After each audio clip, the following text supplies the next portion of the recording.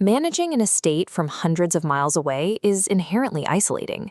You are tasked with overseeing a property in North Fulton, but your only connection to it is a set of keys and a stack of paperwork. As an executor, you have a strict legal duty to maximize the value of the estate for the heirs, but you have to execute this duty while completely blind to hyperlocal market behaviors and state-specific legal hurdles. It is easy to assume the process is straightforward. You read the will, hire a contractor to fix up the house, list it on the market, and cash out 30 days later. But let's look at how this plays out. On top, the expected path to sell in 30 days. Below, the actual path stretching up to 190 days. Delays hit when listings face probate bottlenecks, title rejections, zoning audits, or tax reassessments. Every month the house sits unresolved, it actively drains liquid cash from the estate to cover insurance, utilities, and maintenance. And as the timeline stretches, friction among co-heirs over what to do next almost always intensifies. The gap between standard real estate logic and local Georgia legal reality determines whether the estate successfully profits or bleeds liquid cash.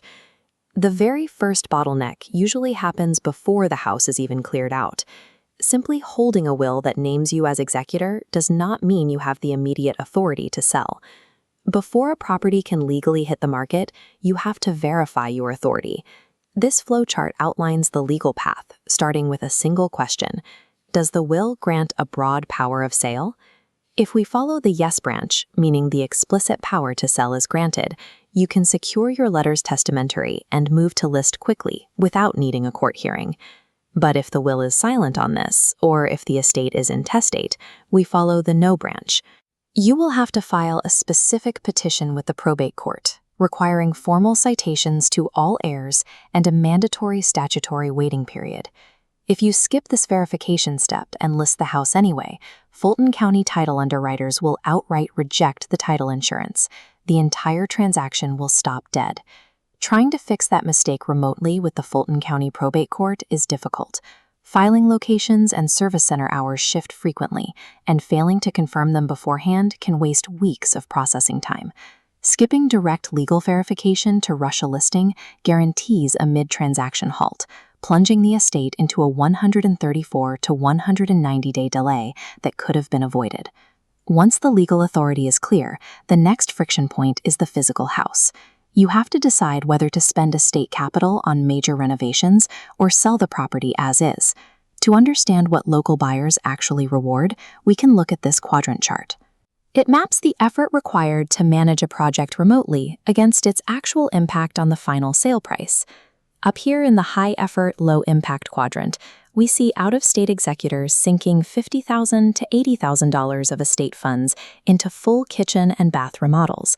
But in North Fulton, buyers in the $700,000 to $900,000 tier strongly prefer to select their own custom finishes. Those expensive remodels provide zero dollar-for-dollar return, and they create massive remote management headaches for you. Moving down to the low-effort, high-impact quadrant, the optimal input is much simpler, deploying $10,000 to $15,000 strictly on cosmetic resets like neutral paint, floor refinishing, and servicing the HVAC system. These focused cosmetic updates routinely cut days on market from over 70 down to under 21. They generate competing offers that easily offset the initial spend. Preparing the house is only half the equation. Pricing it correctly requires understanding that Alpharetta is not a single homogeneous market. This side-by-side visualization shows how hyper-local pricing works.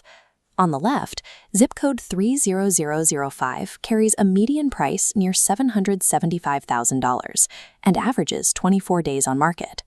On the right, the denser inventory in zip code 30009 sits closer to $806,000 with 39 days on market.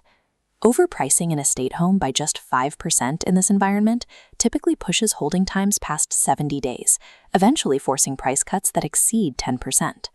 Overinvesting in unnecessary renovations and overestimating micro-market pricing ignores local buyer behavior, resulting in deep sunk costs and severely diminished net profit. Beyond the walls of the house, there are external geographic threats, specifically zoning laws and municipal borders, that exist entirely out of view. To avoid having a buyer walk away during due diligence, an executor must perform specific audits. This checklist highlights 3 common blind spots: clearing AG1 zoning, budgeting for HOA transfers, and modeling tax reassessments. Let's look at the AG1 zoning item. If the property sits near the Alpharetta-Milton border, unpermitted pool decks or extensive hardscaping are a trap. Violating Milton's 35-foot pool setback or impervious surface limits routinely surfaces during a title search. When buyers find out, they either terminate the contract or demand massive escrow holdbacks to cure the violations. Then there is the tax reassessment check. This is a critical hidden danger if you are holding the property while co-heirs argue over sale strategies. Upon the death of the owner, the home loses its decades-old senior property tax exemption. When it reassesses at fair market value, the annual tax bill can violently spike from roughly $3,000 to over $9,200. Allowing the property to sit during co-heir disputes actively drains estate cash through tax penalties and zoning liabilities, well beyond the mere delay of payout. The right path for the estate depends entirely on your ultimate priority. You have to decide if you are optimizing for speed and simplicity or absolute top dollar. This comparison matrix breaks down preparation and pricing strategies.